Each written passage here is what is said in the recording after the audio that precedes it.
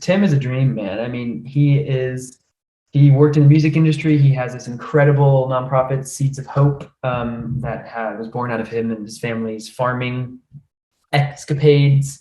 But he really he needed to tell this story. You know, there's something special about this story because he isn't a playwright by trade. He hasn't written all these plays. He had these songs that I think are incredibly close. I know from the notes he's given me are incredibly close and near and dear to his heart. But he needed to tell this story. You know, it wasn't.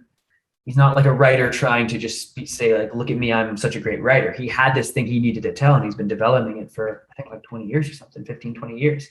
So it's been, I think, a really amazing process for him. And you know, you can feel that in the stories, that it is this total labor of love, and it's this total like, you know, it needed to be said. It needed to be told by Tim. And so the just love and care he has for the words is so apparent, but also he's been so good at kind of letting us discover the story for ourselves. And he's been present with us in the room a lot of the time, but he hasn't been overbearing at all. And the times that he has come in and been like, hey, just little adjustment or a little thing to not even adjustment. He's mostly been like, hey, little thing in the script that just want to bring back to your attention. Every time it's always been like, I needed that. Thank you. Not like this overbearing presence of like, it must be what my brain said. Just like, hey, when he does come in, it's been so helpful. So big fan of Tim. Hey, this is Sam O'Byrne. I play Harley in Salvage at the Hudson Theater, running now through November 14th. And if you want to know a little more about the play and the process, go ahead and listen to the rest of this conversation. So the story of Salvage, without getting too much into the nitty gritty and the spoilers, is a really, really lovely story about a bar in kind of an unnamed, somewhat timeless place in America, but focused. This bar is a kind of relic of an older time in country music and in folk music. And my character Harley has found this bar and realized it is the spot where a man named Floyd Whitaker, kind of a legendary figure in country music in this world, passed away. And I'm on the way to pawn my guitar because I've got a kid on the way, and I feel like my music is not working. I'm not making enough money to support me and my wife, and so I'm about to sell my kind of prized and only real possession of much value, and stumble into this bar because it's very close by to the pawn shop, and end up meeting these two figures kind of from that era, and get kind of entrenched with a man at the bar who only goes by Preacher, who I become very interested in, and he becomes very kind of immediately upset at me and tells me why I am not anything special. And, you know, it just becomes a very interesting and dynamic conversation between me and Preacher and the bartender. And my wife comes to the bar to find me because she's like, what are you doing, dude? Don't sell that guitar. And there's a bunch of beautiful music throughout the show. And what's cool is it's like a play with music, right? It's not necessarily a musical where we suspend disbelief and so one character just breaks out into song, right? It's the characters are musicians. So when they play music, everybody is engaged with it like normal, not like they have just left into the world of musical theater land. Like we're just, you know, I have a song that I want to show you. I want to play you this song. Here we go. Which is a really fun part of the play, part of the process. So the music in Salvage comes from a couple main contributors in Mark Hurd, Pat Terry, and some additional lyrics by our playwright Tim Alderson.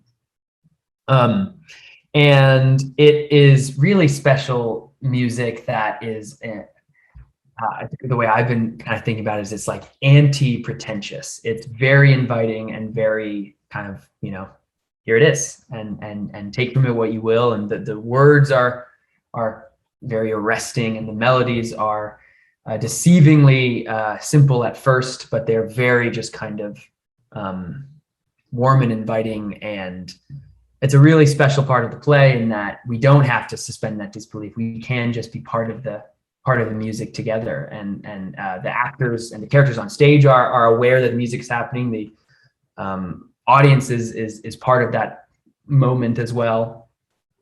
And it's it's been such a blast to learn all these tunes. All of my songs, my character songs, are written by Mark Hurd, who passed away a number of years ago, but was roommates with our playwright Tim Alderson. And man, just the absolute love and respect that Tim and our music director, the incomparable Colin Linden, the just absolute love and respect they have for Mark and Mark's music has just been a real honor for me to get in there and really sink my teeth into that process and just live in that world for a while. I've really been enjoying it. So we've got a really great team working on the project. Damien D. Lewis is the captain of our ship. He is one of the co-heads of the program over at Cal Arts, and he's just, man, the dude is like, I don't even know how to describe it. He is such a calming and this like decisive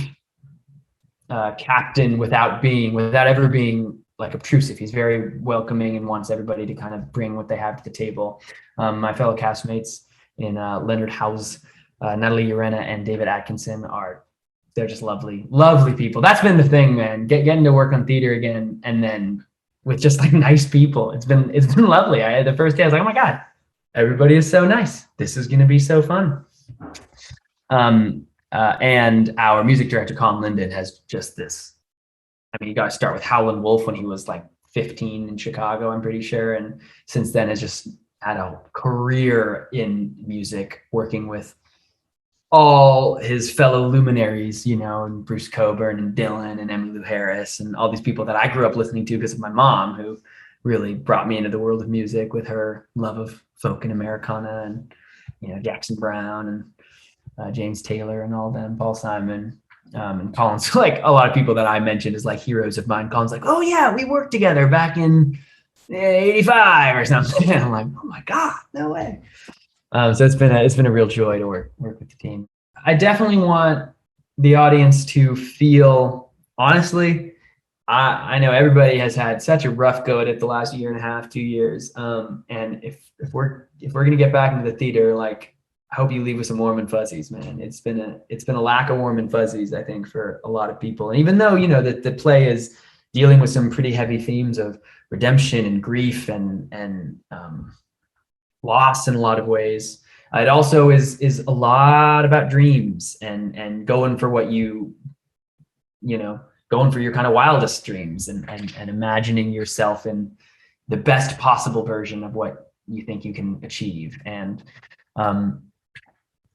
I just hope that people can have some nice feelings in their heart and in their soul as they watch the characters discover that journey, and also just, you know, feel the kind of hug that this music represents, to me at least. And I don't know, I feel like if we were doing a really, really sad play right now, people would be like, dude, I'm already kind of sad. Like, it's been a sad year. So I hope we are part of the healing process for everybody as they slowly but surely come out of this gnarly time. When I'm performing, I definitely, you know, I'm working with some incredibly generous actors in Natalie, Leonard, and David, who are always right there, you know, kind of with you. And so if it's slightly different on any given night, like, they're not forcing it into what they think it should be. They're just responding and reacting to what's kind of present in the moment. And that is always so fun as an actor, to not feel like, you know, your actors are on a hard and fast course. You know, we all know what the story is and we all know what we need to do up there, but when it can be dynamic like that, it's just a joy. And man, the last song in the show it's a really kind of wonderful, somewhat transcendent moment in the play, but also I've just heard from the people that have come and seen it that it's a kind of a banger. People are enjoying the performance, and it's getting stuck in people's heads. So the music is also just so fun to do. And you know, for me, like, I have a couple little complicated riffs and stuff that when I nail them, great feeling. I think people, you know, I hope people come to Salvage who are looking to return to the theater in a way that will be a kind of warm welcome back to that world, without anything that's gonna, you know, hit you over the head with, you know, intense drama that you're, you know, gonna yeah, I just feel like everybody's got so much intense drama in their lives these days, you know, and to be able to return to a you know, everybody in the show, everybody in the audience is vaccinated. So even though, you know, the audience is keeping their masks on the whole time, it should be there hopefully can be some sense of safety there. And so people will feel comfortable coming to see it, but it is, it's just such a lovely play. The script is really well written by our good friend Tim Alderson, and he has written something that is somewhat unique in terms of what I've seen. In that, you know, the music is just such a part of the story. It's not this suspension of disbelief. It is just part of the story, and so you get to watch these musicians play. You don't have to just watch these, you know, people break out into song, and that is. And I love musicals. I'm not trying to, you know, say that is not a viable or incredible feature going experience, but it is a little more unique to have it be more in the world of what's going on. And it's been a joy how people can come and share that with us. Come see Salvage, man. It's such a dream to be back in the theater, and it is such a dream to be able to share it with the community here in Los Angeles. We're all having a blast, and we've gotten some really great feedback, and people seem to be connecting with what we're doing. So I hope people can come check it out.